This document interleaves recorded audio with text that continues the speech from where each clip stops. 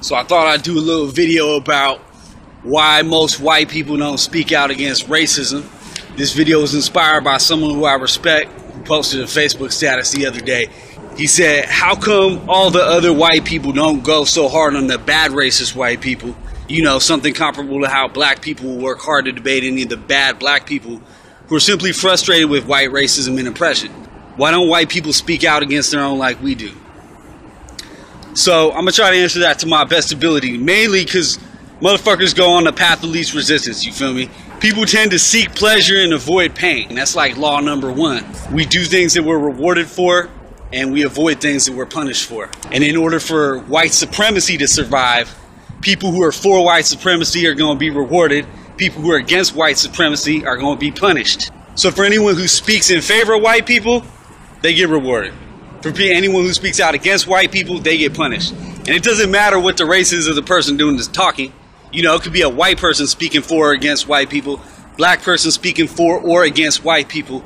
Either way, the way you get treated depends on what your response is and what you're saying. Basic math. Take, for example, a black person who speaks out against black people. You know, this goes way back to slavery, those who lived in the house versus those who lived the field, whatnot. You know, nowadays it's usually black conservatives, quote unquote, they say, who will point the finger at other black folks and say, okay, you're the problem, you know what I'm saying, we're the problem, we're fucking up, that's why we're in the condition we're in. They shift the blame from white supremacy to a supposed black moral or cultural inferiority.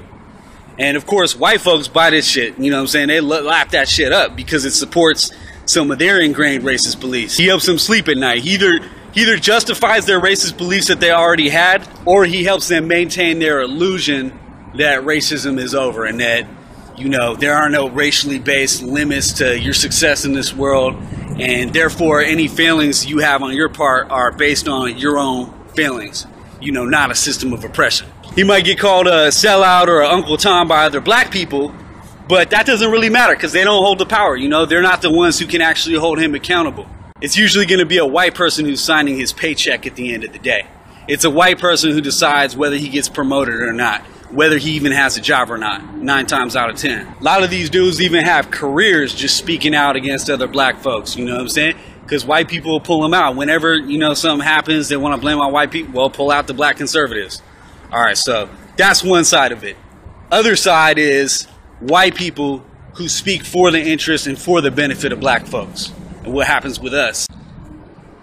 Most white people in this country either feel they have an interest in maintaining white supremacy or at minimum, you know, in not opposing it. Because when white people do take a stand, we get ostracized for it. And if you haven't seen that happen, it's probably just because white folks who speak out in the interest of black people rarely make it on TV. We don't get called in for the interviews. You know, sure, you got some white folks who will proclaim colorblind beliefs. You know, they say we're not racist. On Martin Luther King Day, they all get around and sing Kumbaya, which is great. I'm not knocking that. But what I'm saying is, when it comes to actually challenging white supremacy in a real way or pointing out systemic injustices in this country, suddenly they're not around. Suddenly they don't want to speak about it. They opt out of the conversation. Most white folks, you know, or when they do go hard, they go hard on historical injustices. They go hard on slavery. They go hard on Jim Crow, you know what I'm saying, segregation, but they don't go hard on current systemic injustice. Only time they speak out against what's happening right now is when they're going against extremists, you know what I'm saying. Donald Sterling, they'll throw him under the bus. The KKK, neo-Nazi, skinheads, all that shit, they'll throw them under the bus. But all these people who subconsciously support white supremacy without even realizing it, they're left untouched. They always come to the defense, making excuses for them. And also the media always portrays this whole thing as a black problem as well.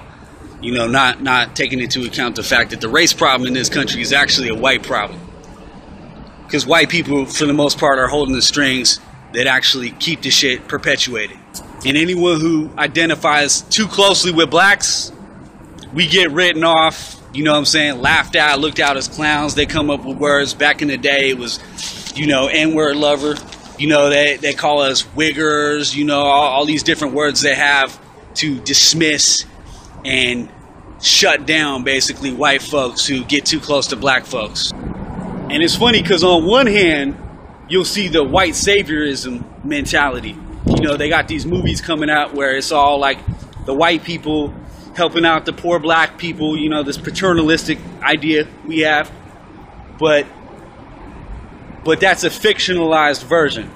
The actual white folks who really put themselves on the line and died for this shit, you never hear them mentioned. They don't talk about them in Black History Month. They don't talk about it when they're talking about the civil rights movement. They don't talk about John Brown. You know what I'm saying? Hell, I can't even name most of the white activists from the past. And me being who I am, I should know. Most of us don't even know because it's hard. You gotta dig deep to find that shit. And I'll tell you why. It's because they don't want us to see that. They don't want us to identify with that. They don't want us to see that as an option for us. If we look at it like black folks stand up for black folks, white folks, all we have to do is just quote unquote not be racist, you know, and just go about living our lives in comfort. Well, this is what happened. Black folks get the impression that we don't care. They get the impression that white folks just don't give a fuck because of what they go through every day and what we continuously fail to acknowledge. Or even if we do acknowledge, we fail to do anything about it or speak out actively against it. And then white folks, because we don't see other white folks standing up for it, we get the impression that it's not our battle. We're not told the story that it's our battle. You know, and the cycle just keeps continuing and continuing on and on. Hell, I've even got people close to me, people who I know are not racist in their heart, who preach humanitarian values, all this shit. They've told me this is not my battle. Why are you fighting this? People I know and love.